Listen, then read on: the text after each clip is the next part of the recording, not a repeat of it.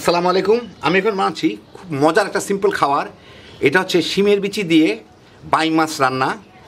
খুব কম সময়ে রান্না, দারুণ মজার একটা খাবার। তো আসেন দেখি শুরু করা যাক। আমি এখানে 4-5টা ছোটো বাইম মাছ সুন্দরভাবে কেটে নিছি, ছিলে টুকরা টুকরা করে কেটে নিছি, যে দেখেন এরকম করে। এখন এর সাথে আমার সামান্য একটু লবণ,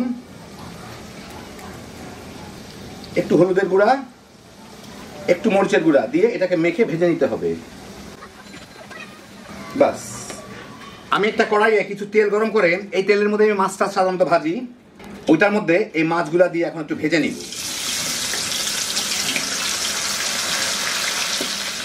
4-5 মিনিট ভেজে পছন্দ মতো একটু বাদামি হইলে, একটু লালচে হইলে এগুলোকে আমি উঠাই নেব।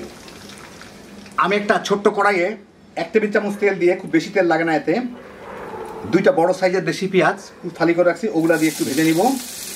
সাথে 2-3টা মরিচ ফালি করে রাখছি, ওগুলোর সাথে দিয়ে দিব। কাঁচামরিচ এগুলো একটু নাড়াচাড়া করে আমি একটু ভেজে নিই। পেঁয়াজগুলো একটু বাদামি হওয়া শুরু করলেই আমি এর মধ্যে দিয়ে দিচ্ছি 1 চামচ আদা, 1 চামচ রসুন বাটা, 1 চামচ করে দুইটাই। একটু নাড়াচাড়া করে নিই আদা রসুনের পানিটা চলে যাওয়া পর্যন্ত।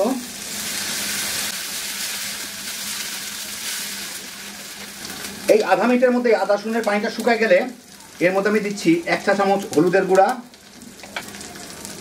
1 চামচ ধনিয়ার গুঁড়া, আর স্বাদ মতো মরিচের গুঁড়া আধা চা চামচের মতো দিলাম।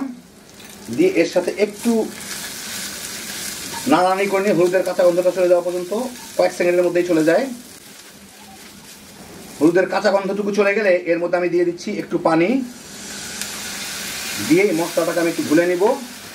সাথে দিয়ে দিই আমি স্বাদ মতো লবণ। একটু ভুনে তেল ছেড়ে দিলে আমি এর মধ্যে প্রায় 2 কাপ শিমের বিচি দিয়ে দিব। এগুলো ফ্রোজেন করা ছিল, এখন ব্যবহার করতেছি, কারণ শিমের সিজন চলে আসতেছে, তার আগেই যাতে এগুলো শেষ করে ফেলতে পারি।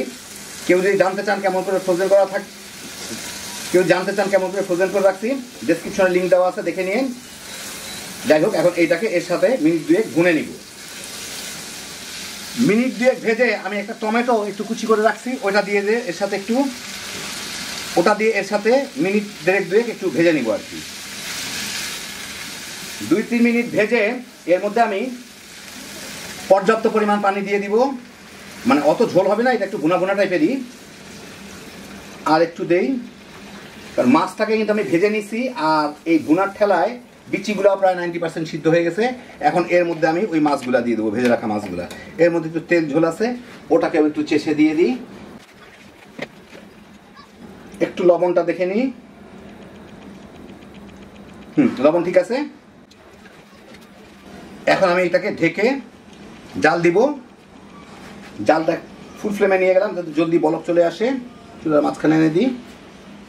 বলক আসার পরে 4-5 মিনিট জাল দিলাম, আমি 2-1 বার নেড়ে দিছিলাম। এই যে দেখেন এখন ঝোলটা কমে গেছে, অল্প একটু ঝোল আছে। এটা কিন্তু থাকবে না, কারণ এই শিমের বিচিগুলা কিন্তু ভালো ঝোল টেনে নেবে পরে। এখন এর মধ্যে আমি আধা চা চামচের মতো জিরার গুঁড়া, নর্মাল জিরার গুঁড়া দিতে হবে। জিরার গুঁড়া দিয়ে এটার সাথে একটু মিশাই 2-3 মিনিট জাল দিয়ে নিব। দিলাম, এখন 2-3 মিনিট জাল দিই, তারপরেই হয়ে যাবে আমার তরকারি। এই 2-2.5 মিনিটের মতো জাল দিলাম, হয়ে গেছে আমার শিমের বিচি দিয়ে বাইম মাছ রান্না। চুলাটা বন্ধ করে দিই।